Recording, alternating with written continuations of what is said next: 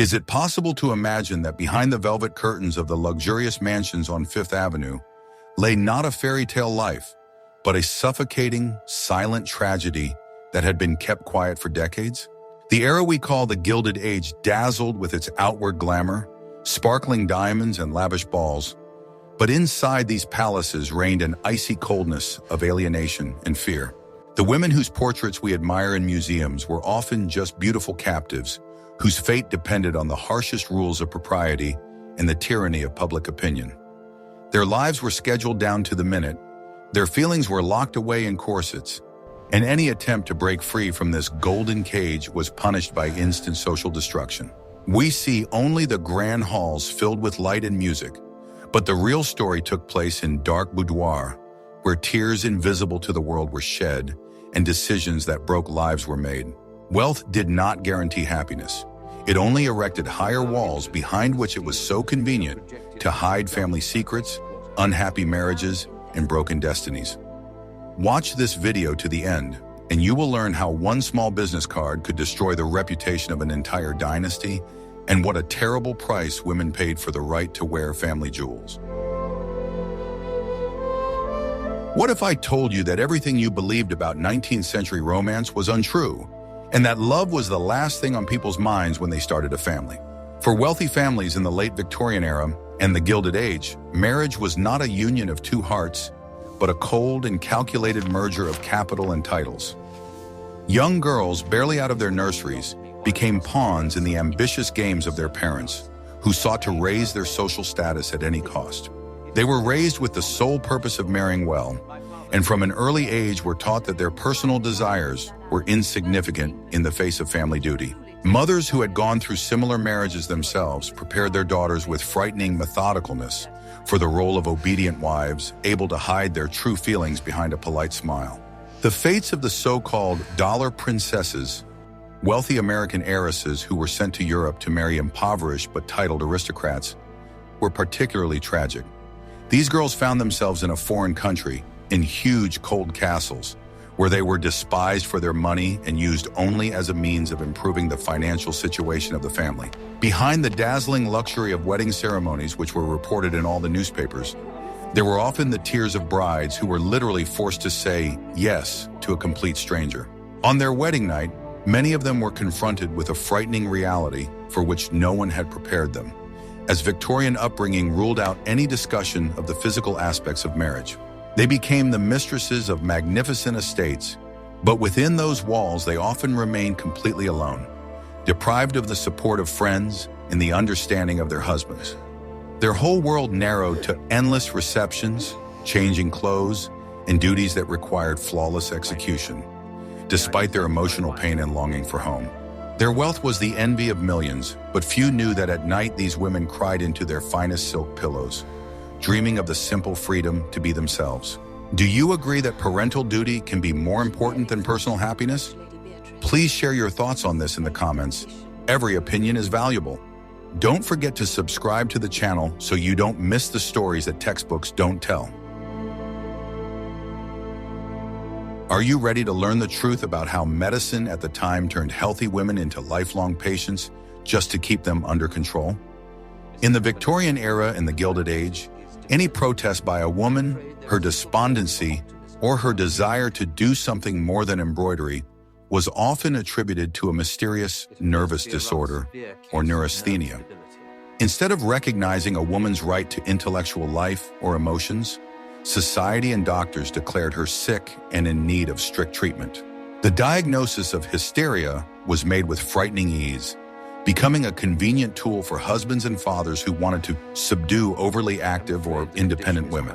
The treatment offered by medical luminaries often resembled sophisticated torture by inaction, known as treatment by rest. Women were locked in their bedrooms for weeks on end, forbidden to read, write, draw, or even engage in long conversations, and instructed only to lie down and stare at the ceiling.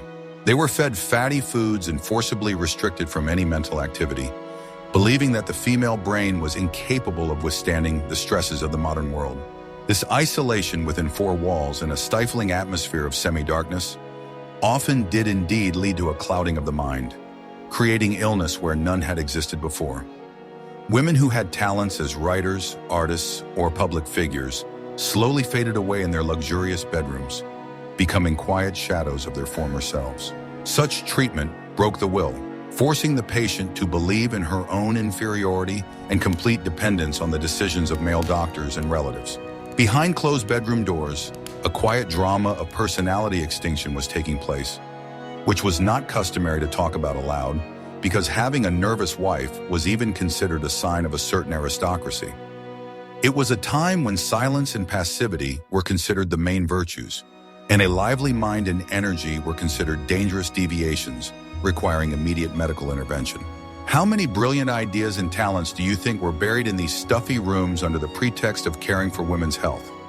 In the next chapter, you will learn how even clothing became an instrument of slow and painful control over women's bodies.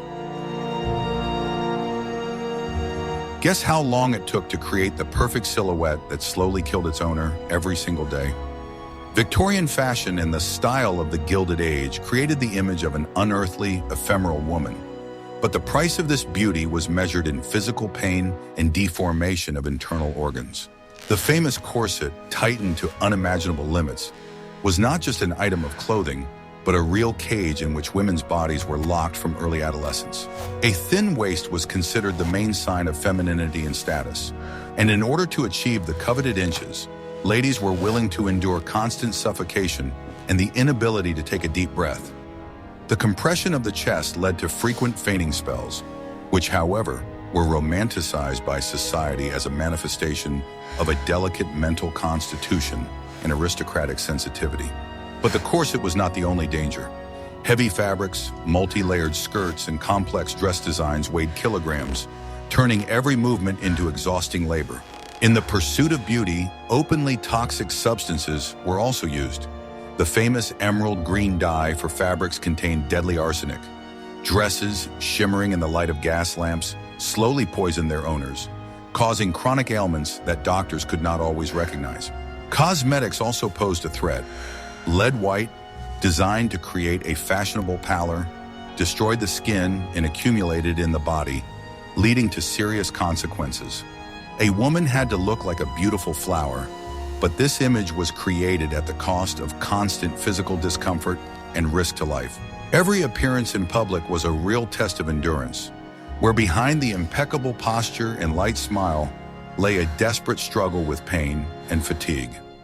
If you like learning about the hidden sides of fashion history, please like this video. It will really help our channel. What if I showed you a system of rules that was more complex and ruthless than any military code? The life of a woman of high society was governed by a complex set of etiquette rules, the slightest violation of which could have catastrophic consequences for her reputation.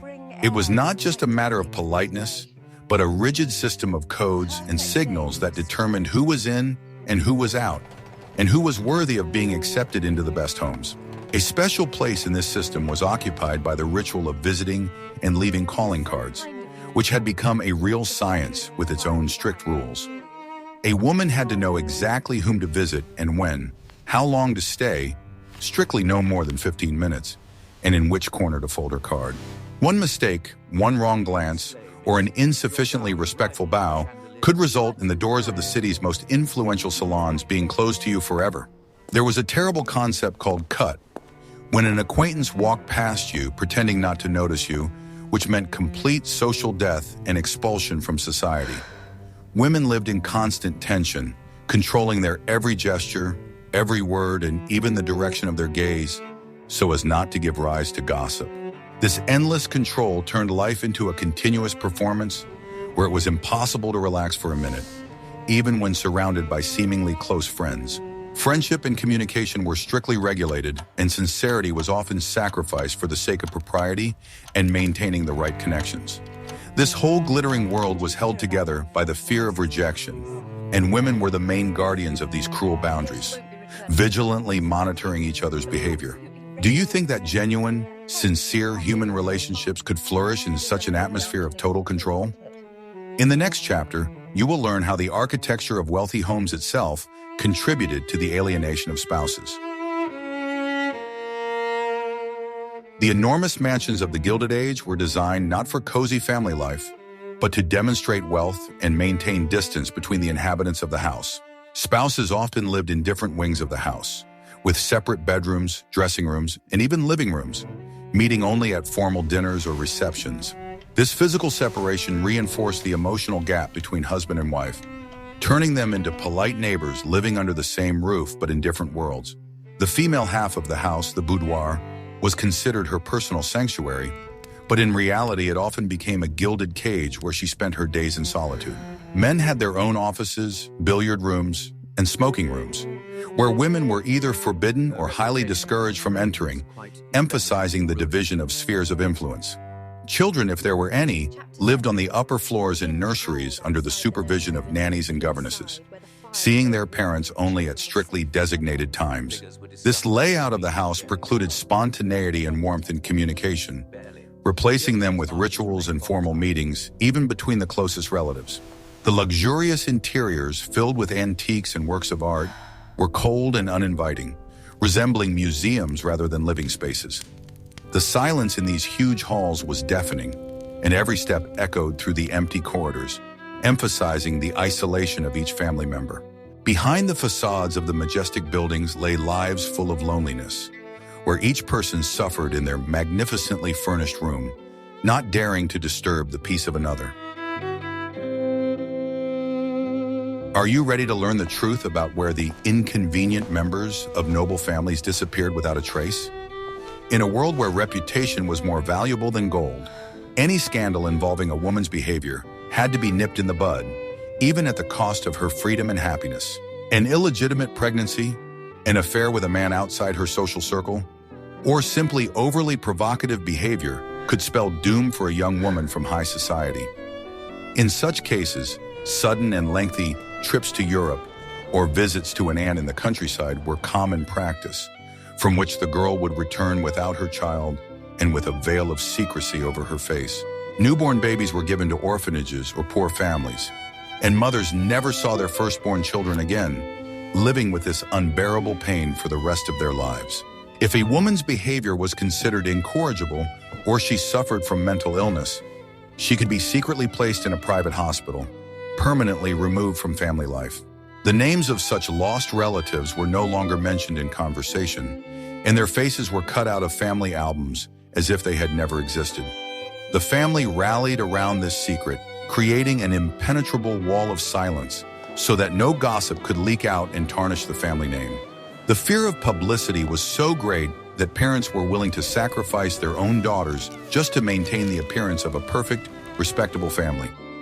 These were tragedies of Shakespearean proportions, played out behind closed doors, where the closest people became jailers and judges.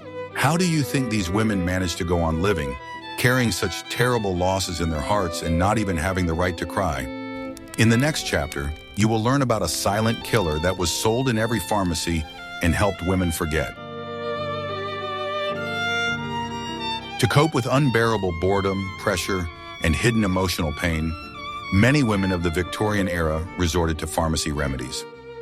Laudanum, an opium tincture in alcohol, was the most popular cure-all that could be bought freely without a prescription. It was prescribed for headaches, insomnia, women's ailments, and simply to calm the nerves without realizing or ignoring its terrible addictive power. Women, locked in their golden cages, began to take drops to drown out the anguish and meaninglessness of their existence. Gradually, the doses increased, and the noble mother of the family turned into a quiet drug addict, living in a half-sleep, with a glazed look and slow movements. This was called medication dependence, and was carefully hidden from prying eyes, attributing the lady's strange behavior to poor health or fatigue. Small, beautiful bottles of poison stood on dressing tables next to perfumes and powder, becoming an integral part of women's daily routine. Opium gave the illusion of peace and escape from reality, allowing them to endure their husband's coldness, the loss of children, or simply an endless series of empty days. But the price was terrible: ruined health, loss of sanity, and agonizing withdrawal symptoms, which were often mistaken for another manifestation of female hysteria. It was an epidemic of quiet self-destruction that swept through high society, a tragedy of thousands of women trying to fill the void in their souls with chemicals. In the huge and luxurious mansions of the Gilded Age, there was no such thing as complete privacy, because every move of the owners was watched by dozens of attentive eyes of the servants. Elite homes were arranged like complex mechanisms, where wealthy owners were never left alone. Footmen, maids, and butlers were everywhere like invisible shadows. They silently cleaned the rooms, set the table, and stood behind their masters during meals. Any word, even the quietest one, spoken within the walls of the house could be heard by prying ears. Servants inevitably became unwitting witnesses to the most intimate moments of family life, because their masters simply could not do without their help in everyday life. The complex fashions of the time required assistance with dressing, so chambermaids saw their mistresses without makeup and corsets. They knew absolutely everything about their masters and kept the keys to all the closets with skeletons. They knew who was actually sleeping with whom and who was drinking secretly from their spouse. The servants were the first to find out which letters their mistress burned in the fireplace in tears and what she cried about when she thought no one was around. These people saw the true emotions hidden behind fans and expensive dresses. For them, the perfect image that the rich showed to society did not exist. They knew every weakness, every illness, and every vice of their employers. The mistress of the house always had to keep up appearances and maintain an icy composure, even in front of her own maid. This was critically important because rumors from the kitchen spread through the city faster than the most urgent telegrams. Servants from different wealthy households often socialized with each other at markets or on weekends. Gossip about scandals in high society was their main currency and entertainment. One careless word could destroy the reputation of an entire family in a matter of days. This created an atmosphere of constant and exhausting tension in the mansion. In one's own home, which should be a fortress, it was impossible to relax and just be oneself. You always had to play the role of a flawless lady every minute of the day. Women felt like actresses on a stage where the curtain never fell. Even in their own bedrooms, they had to look around. Blackmail by servants was not uncommon in those days. Many dirty secrets were bought at the price of incredibly generous gifts or a sudden increase in salary for a particularly knowledgeable chambermaid. It was an unspoken agreement, money in exchange for silence. Sometimes servants were given expensive dresses or jewelry to appease them. Smart servants understood that information was worth more than gold in this world. On the other hand, a loyal maid in this cold world often became the only close person and confidant. You could talk to her a little bit when your husband was busy with business and your friends were busy with intrigues. But the social gap between them always remained huge and insurmountable.